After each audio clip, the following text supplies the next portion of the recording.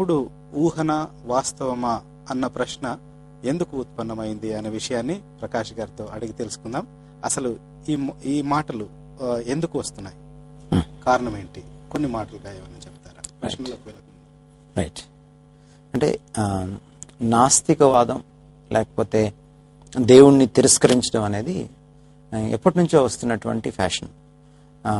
క్రీస్తు పూర్వం 1000వ సంవత్సరంలో జీవించినటువంటి దావీదు కూడా దేవుడు లేడని బుద్ధిహీనుడు తమ హృదయంలో అనుకుంటాడు అనేటువంటి మాట బైబిల్లో రాయడం మనం చూస్తాం. సో కాబట్టి ఇది ఇప్పటి విషయం ఏం కాదు. క్రీస్తు పూర్వం నుంచి కూడా దేవుణ్ణి తిరస్కరించడం అనేది మనం చూస్తాం.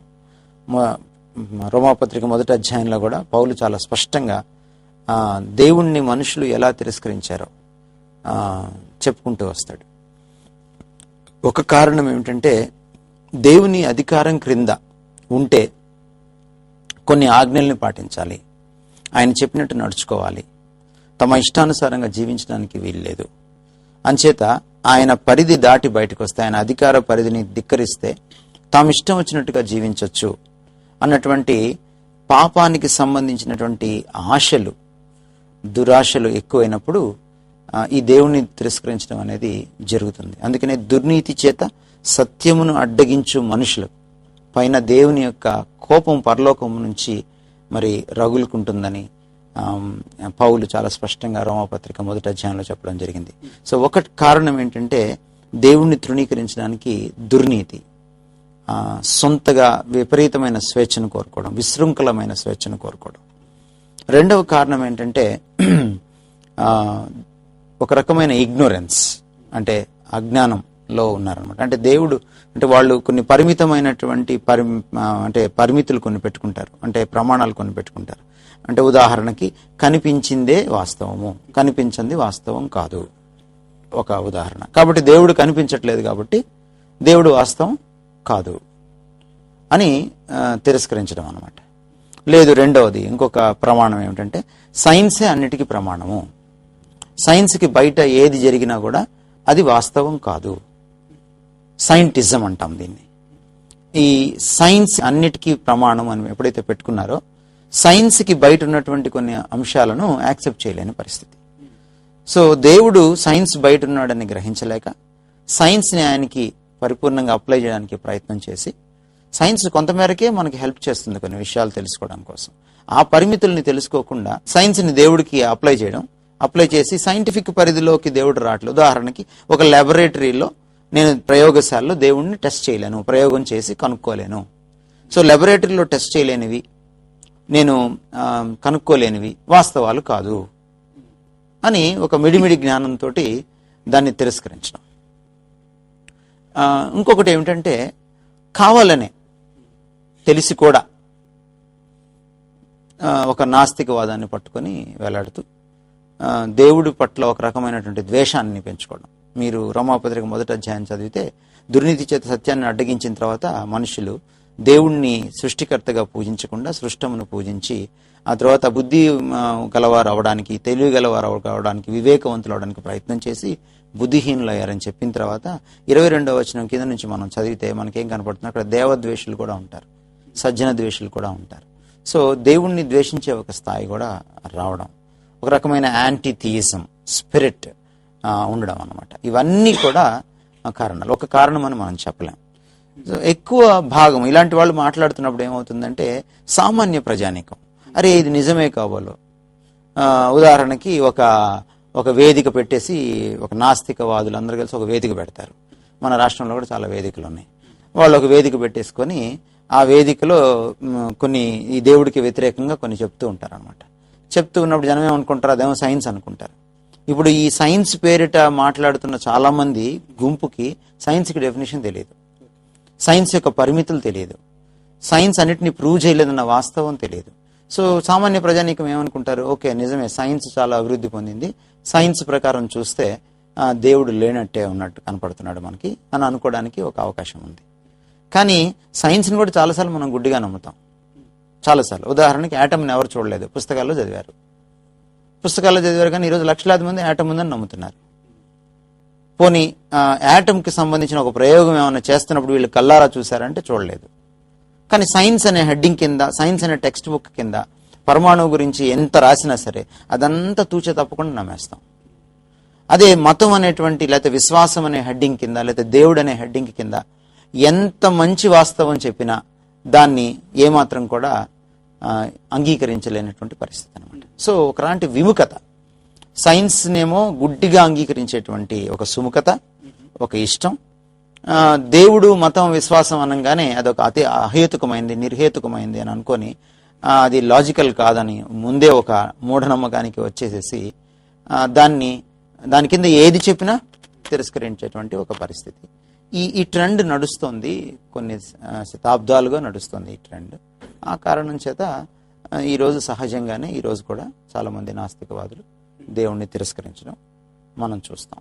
అయితే వీటిలో కొందరు తెలిసి తిరస్కరిస్తున్నారు, అంగీకరించలేక, కొంతమంది తెలియక వీళ్ళు చెప్తున్నదే, ఈ నాస్తికవాదులు చెప్తుందే కరెక్ట్ అనుకొని దానికి ధీటైనటువంటి క్రైస్తవ జవాబు కూడా భారతదేశం లాంటి కంట్రీస్లో లేకపోవడం. సైన్స్ పని మీరు అమెరికా లాంటి, లేకపోతే జర్మనీ లాంటి, లేకపోతే ఫ్రాన్స్ లాంటి, యూకే లాంటి కంట్రీస్కి మీరు వెళ్తే అక్కడ ధీటైన జవాబు చెప్పేవాళ్ళు ఉన్నారు. ఉదాహరణకి ద గాడ్ డిల్యూజన్ అనే పుస్తకం లేటెస్ట్గా రాశాడు ఎవరు, రిచర్డ్ డాకిన్స్. ఈరోజు రిచర్డ్ డాకిన్స్ నాస్తికవాదులకు ఒక ఫోర్ ఫ్రంట్లో ఉండి ఒక ప్రధానమైన వక్తగా, ప్రధానమైనటువంటి నాస్తికవాదాన్ని సమర్థించేటువంటి గొప్ప నాయకుడిగా ఈరోజు ఉన్నాడు. అతను దేవుడి భ్రమలో అనే పుస్తకం రాశాడు. ఆ పుస్తకాన్ని మన ఇన్నయ్య గారు, డాక్టర్ ఇన్నయ్య గారు, అంటే హ్యూమనిస్ట్, దీనికి సంబంధించినటువంటి మానవతావాది అయిన నాస్తికుడు ఆయన కూడా. ఇప్పుడు మనకి బాబు గోగినేని గారు, తర్వాత ఇన్నయ్య గారు, ఇలాంటి వాళ్ళందరూ కలిసి పనిచేస్తూ ఉంటారు చాలా సందర్భాల్లో. అలాగే డాక్టర్ విజయం గారు, మనకి ఇక్కడ గోరా సెంటర్ ఉంది ఇక్కడ మనకి విజయవాడలో, డాక్టర్ సమరం గారి బ్రదరు. సో వీళ్ళందరూ కూడా ఒక లీడింగ్ నాస్తికవాదులు మన రాష్ట్రంలో. సో అందులో ఉన్నటువంటి ఒక ప్రధానమైనటువంటి వ్యక్తే ఇన్నయ్య గారు కూడా. ఇన్నయ్య గారు ఈ పుస్తకాన్ని తెలుగులోకి ట్రాన్స్లేట్ చేశారు, దేవుడి భ్రమలో అని. అయితే ఈ ప్రపంచానికి తెలియని వాస్తవం ఏంటంటే, భారత ప్రపంచానికి, ఆంధ్ర తెలుగు వారికి తెలియని వాస్తవం ఏంటంటే, దేవుడి భ్రమలో పుస్తకం రాసిన తర్వాత దానికి వ్యతిరేకంగా కనీసం 2 పుస్తకాలు వచ్చాయి. అలిస్టర్ మెగ్రాత్, ఆయన ఒక సైంటిస్ట్గా ఉండి థియోలాజియన్ అయ్యాడు. ఒక మంచి సైంటిస్ట్గా ఉండి కూడా థియోలాజియన్ అయ్యాడు, సైన్స్ బ్యాక్గ్రౌండ్ నుంచి వచ్చాడు. ఆయన డాకిన్స్ డిల్యూజన్ అని దానికి జవాబు రాశాడు. డాకిన్స్ ఏమో గాడ్స్ డిల్యూజన్ అని రాస్తే, అలిస్టర్ మెగ్రాత్ అనేటువంటి థియోలాజియన్, ఆక్స్ఫర్డ్ థియోలాజియన్, ఆయన డాకిన్స్ డిల్యూజన్ అని దానికి జవాబు రాశాడు. కానీ ఆ పుస్తకాన్ని మాత్రం తెలుగులోకి ఎవరు తీసుకురాలేదు. అంటే మరి క్రైస్తవులు దాన్ని మార్కెట్లోకి తీసుకురాలేకపోయారు. డెవిల్స్ డిల్యూజన్ అని మళ్ళీ ఇంకొక ఆయన పుస్తకం రాశాడు డాకిన్స్కి వ్యతిరేకంగా. డాకిన్స్ ని యూరోప్లో ఇంటర్వ్యూ చేస్తే ఆయన కొన్ని ప్రశ్నలకి, ఎవల్యూషన్ గురించి ప్రశ్నలు అడిగితే ఆయన జవాబు చెప్పకుండా దాటవేసిన సందర్భాలు ఉన్నాయి. ఆయన జవాబు చెప్పలేకుండా మౌనం వహించిన సందర్భాలు కూడా ఉన్నాయి. అవన్నీ వెలుగులోకి తీసుకురావట్లేదు. నేను యాక్చువల్గా డాక్టర్ ఇన్నయ్య గారికి ఆయనకి ఒక ఉత్తరం కూడా, నేను మెయిల్ కూడా చేశాను. సార్, మరి గాడ్స్ డిల్యూషన్ పుస్తకాన్ని మీరు దాన్ని తెలుగులోకి తీసుకొచ్చారు, మరి దేవుడి భ్రమలో అని. అయితే మీరు దానికి జవాబు కూడా వచ్చింది, దాన్ని కూడా మీరు తెలుగులో తీసుకొస్తే ఎంత బాగుంటుంది కదా అని నేను ఒక సజెషన్ ఇచ్చాను ఆయనకి. నా దగ్గర నుంచి నాకు జవాబు రాలేదు. చాలా సంవత్సరాల క్రితమే నేను ఆ పని చేశాను.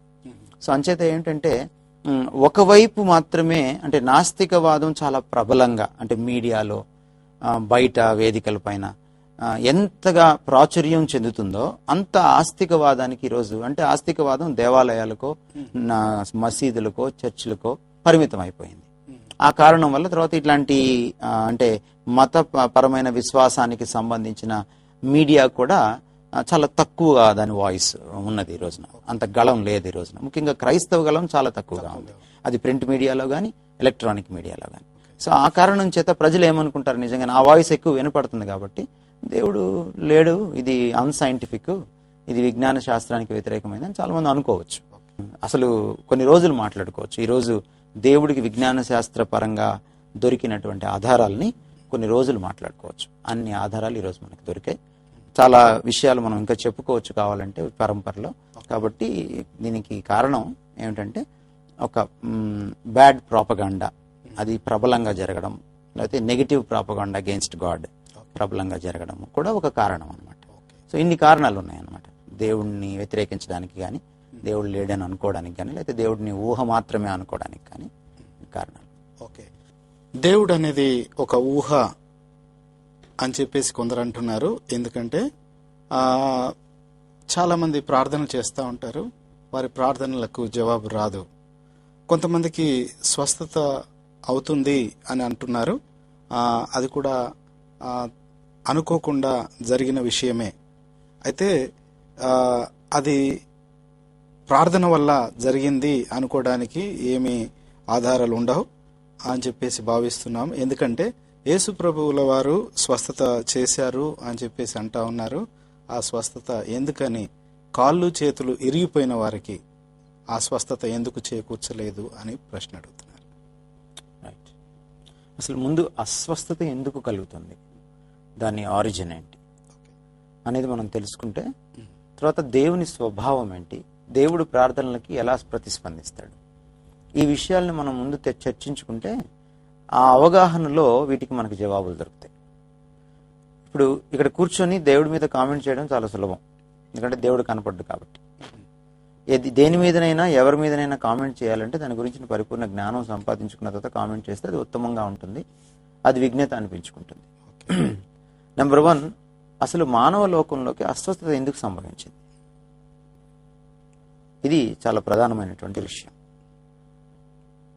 మానవుడు బైబిల్ ప్రకారము మానవుడు పాపం చేసినప్పుడు ఈ పరిపూర్ణమైనటువంటి ప్రపంచంలో అసంపూర్ణమైనటువంటి పరిస్థితి తొంగి చూసింది.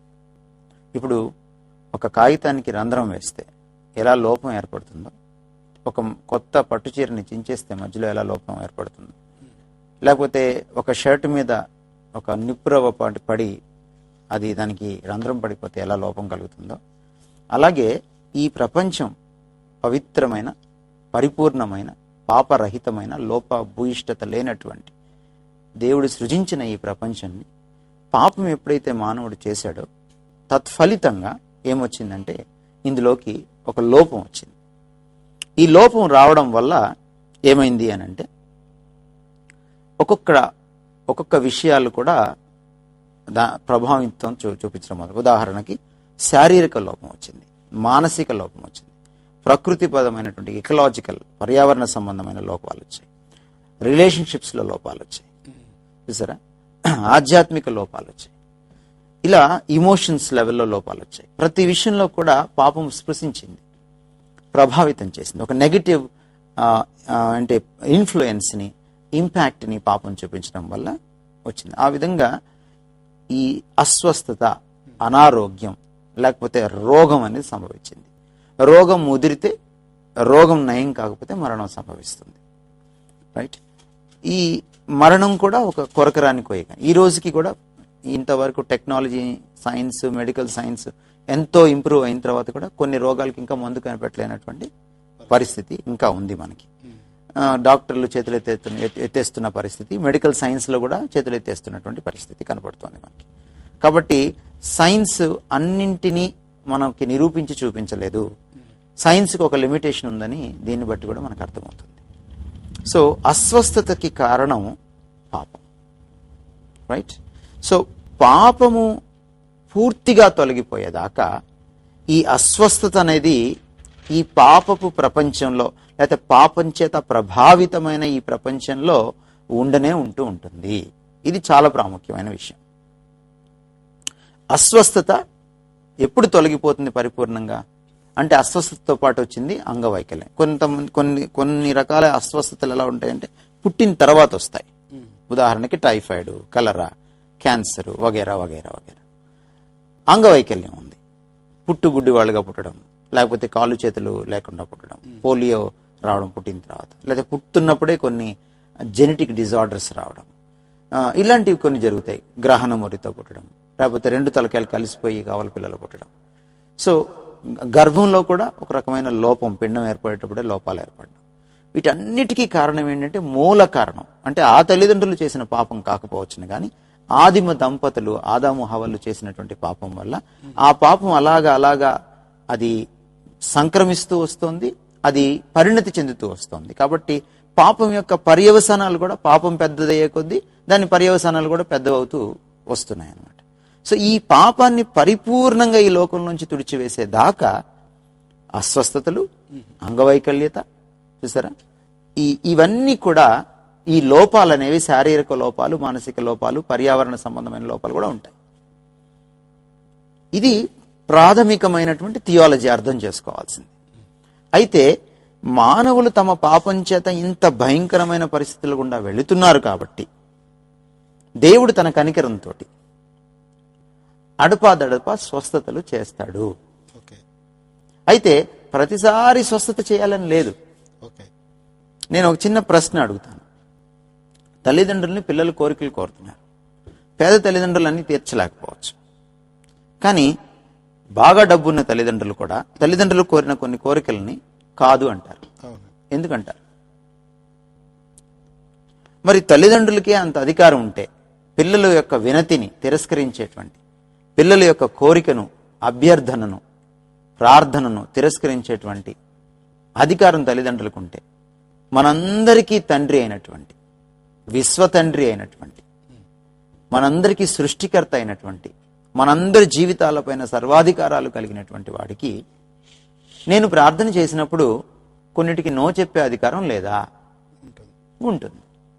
కాబట్టి ప్రకాష్ ప్రార్థన చేసినప్పుడు, అయ్యా నాకు వచ్చినటువంటి క్యాన్సర్ వ్యాధిని తొలగించే అని ప్రార్థన చేస్తే ఆయన ఎస్ చెప్పొచ్చు, నో చెప్పొచ్చు. ఎస్ చెప్పడానికి ఆయనకి అధికారం ఉంది, నో చెప్పడానికి కూడా అధికారం ఉంది. కాబట్టి ప్రార్థన చేసిన ప్రతిసారి కూడా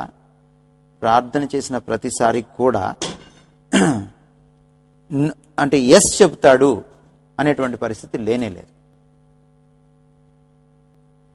ఇది ఒక అపోహ. చాలా మంది ఏమనుకుంటారు, ప్రార్థన చేయంగానే స్వస్థతలు అయిపోతాయి. కొంతమంది క్రైస్తవ నాయకులు కూడా అలాంటి పిక్చర్ ఇస్తున్నారు. కాబట్టి ఇలాంటి వాళ్ళు కూడా అలాంటి ప్రశ్నలు అడగడం సహజమే. మన వాళ్ళు ఇస్తున్నారు కదా అలాంటి పిక్చర్. కానీ బైబిల్ ఎక్కడ అలా చెప్పట్లేదు. ప్రార్థన చేసిన ప్రతిసారి స్వస్థత జరుగుతుందని చెప్పట్లేదు. ప్రార్థన చేసినప్పుడు స్వస్థత జరగాలంటే విశ్వాసం ఉండాలని చెప్తుంది. అయితే విశ్వాసం పరిపూర్ణంగా ఉన్నా కూడా కొన్నిసార్లు స్వస్థత జరగదు. చాలా సందర్భాల్లో నేను చెప్పాను, పౌలు ప్రార్థన చేసినప్పుడు స్వస్థత జరగలేదు, ఆయన విశ్వాసంతో ప్రార్థన చేశాడు. సో విశ్వాసం ఉండాలి ప్రార్థించేవాడికి, ప్రార్థన వినేవాడికి చిత్తం అయి కూడా ఉండాలి. రెండు ఉండాలి. కొన్నిసార్లు నా జీవితంలో స్వస్థత జరగకపోవడం దేవుని చిత్తం. అయితే ఎప్పుడు పోతుంది ఈ ప్రపంచం పోయి ఆ కొత్త ప్రపంచం, ఆ కొత్త బంగారు లోకం ఎప్పుడు వస్తుంది అని అంటే, యేసుక్రీస్తు వారు ఈ పాపానికి శిక్ష చెల్లించాడు, శిక్ష నుంచి మనల్ని విడుదల చేస్తున్నాడు. ఇప్పుడు ఆయన వాక్యం ద్వారా, ఆయన ఆత్మ ద్వారా, ఆత్మశక్తి ద్వారా మనం పాపంతో పోరాడుతూ దాని యొక్క శక్తి నుంచి విడుదల పొందుతూ ఉన్నాం. రేపు యేసుక్రీస్తు వారు తిరిగి వచ్చినప్పుడు శరీరాల్లోంచి కూడా మనం లేస్తాం. శరీరాలు అంటే మరణాన్ని గెలిచి మనం కూడా లేస్తాం. ఆయన ఏ విధంగా 2000 సంవత్సరాల క్రితం మరణం గెలిచాడో ఆ విధంగా మనం కూడా మరణాన్ని గెలిచి లేస్తాం. ఆ థర్డ్ స్టేజ్ ఆఫ్ సాల్వేషన్, ఈ రక్షణ, ఈ విమోచనకి ఫైనల్ స్టేజ్, అది క్లైమాక్స్ స్టేజ్, అది గ్లోరిఫికేషన్ అంటాం దాన్ని, మహిమపరచబడ్డం అంటాం దాన్ని థియాలజీలో. ఈ లాస్ట్ స్టేజ్ ఆఫ్ సాల్వేషన్ లో ఈ ఏ అస్వస్థత, ఏ అంగవైకల్యం, ఏ లోపం, అది పాపం వల్ల వచ్చిన ఆధ్యాత్మిక లోపంగా తీసుకోండి, లేకపోతే శారీరక లోపం అని తీసుకోండి, లేకపోతే సాంఘిక లోపాలు తీసుకోండి, లేకపోతే పర్యావరణానికి సంబంధించినవి తీసుకోండి, భావోద్రేకపరమైనవి తీసుకోండి, తెలివితేటలకు సంబంధించినవి తీసుకోండి. ఏ రకమైనటువంటి లోపం, పాపం సృష్టించిన ప్రతి లోపాన్ని కూడా ఆయన ఆ కొత్త లోకంలో తుడిచివేయబోతున్నాడు. అందుకనే బైబిల్లో ఉన్న మాట ఏమిటంటే, ప్రకటన గ్రంథంలో ఆయన ప్రతి బాష్ప బిందువును, అంటే ప్రతి కన్నీటిని తుడిచివేస్తాడు. అంటే ఇంకా అంగవైకల్యం కానీ, లేకపోతే అనర్థం కానీ, అరిష్టం కానీ, లేకపోతే ఇంకేదైనటువంటి అసౌకర్యం కానీ, లేకపోతే అనారోగ్యం కానీ, ఇవన్నీ కూడా అప్పుడు పోబోతున్నాయి. ఈ మధ్య కాలంలో తప్పనిసరిగా కొంత అంగవైకల్యత ఉంటుంది, కొంత అనారోగ్యం కూడా ఉంటుంది. దేవుడు కొన్నిసార్లు స్వస్థపరుస్తాడు, కొన్నిసార్లు స్వస్థపరచడు. అది ఆయన చిత్తం మీద ఆధారపడుతూ ఉంటుంది. అయితే దేవుడు స్వస్థపరచకపోయినా అందులో మంచి ఉంటుంది, స్వస్థపరిచినా అందులో మంచి ఉంటుంది. తల్లిదండ్రులు కొన్నిసార్లు నో చెప్పినప్పుడు మంచి మనసుతో పిల్లలకి నో చెప్తారు. తల్లిదండ్రులు కొన్నిసార్లు ఎస్ చెప్పినప్పుడు కూడా మంచి మనసుతోటి వాళ్ళ యొక్క రిక్వెస్ట్ ని గ్రాంట్ చేస్తారు.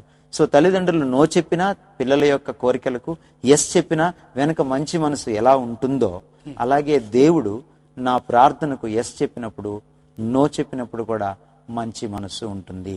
యాకోబు పత్రిక 1వ అధ్యాయం 17వ వచనంలో ఉన్న మాట ఏమిటంటే, శ్రేష్టమైన ప్రతి ఈవి జ్యోతిర్మయుడకు తండ్రి వద్ద నుండి వస్తుంది. సో తండ్రి దగ్గర నుంచి వచ్చే ప్రతీది కూడా అది మంచిగా ఉండడం కాదు, అది మెరుగ్గా ఉండడం కాదు, అది శ్రేష్టంగా ఉంటుంది.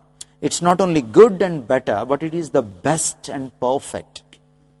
పరిపూర్ణంగా, లోపం లేనిదిగా, అతి ఉత్తమంగా, శ్రేష్టంగా ఉంటుంది. కాబట్టి దేవుడు నో చెప్పినా అది ఉత్తమమైనదే. నాకు దేవుడు ఎస్ చెప్పినా అది ఉత్తమమైనదే. కాబట్టి ఈ అవగాహన సరిగా లేకపోతే దేవుడు ఎందుకు స్వస్థపరచలేదు, స్వస్థతలు ఎందుకు జరగట్లేదు అని అంటూ ఉంటారు. నేను దానికి ఒక జవాబు చెప్తాను, సైంటిఫిక్ ఆన్సర్ చెప్తాను. ఇలా జరగట్లేదు, అడిగినప్పుడల్లా స్వస్థతలు జరగట్లేదు కాబట్టి ప్రార్థన వల్ల స్వస్థతలు లేవని తేల్చేసేటట్లయితే, ఏది ఈ సందేహవాదులు లేకపోతే ఈ నాస్తికులైన వాళ్ళు ఇలా తేల్చేసేటట్లయితే, చాలాసార్లు డాక్టర్ల దగ్గరికి వెళ్తే జబ్బు నయం కాదు. అవునంటారా? చాలాసార్లు మందులు వేసుకున్న జబ్బు నయం కాదు. వాడు హరీం అంటాడు, వాడు టపీం అంటాడు, వెళ్ళిపోతాడు పైకి. దాన్ని బట్టి హాస్పిటల్స్ కరెక్ట్ కాదని, అలోపతి మెడిసిన్ కరెక్ట్ కాదని, డాక్టర్ మెడిసిన్ చదివినా అది తప్పుడు మెడిసిన్ అని, దొంగ డాక్టర్ అని కంక్లూషన్స్కి రావచ్చా? అలాగే ప్రార్థన చేసినప్పుడు కూడా కొన్నిసార్లు స్వస్థత జరగదు, ఎందుకంటే దేవుని చిత్తం కాదు కనుక. కాబట్టి అట్లాంటి కంక్లూషన్కి రావడానికి వీలు లేదు.